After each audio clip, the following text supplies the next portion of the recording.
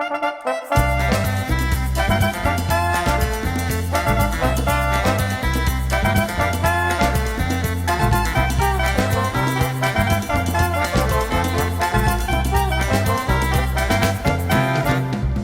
izateaz gain, pobre eta itxua, halako xea zen, gura itona gaixua, 80 urtekin, lehen aldiz ezkondua, eskatxak 16, euskal honola aurkitua.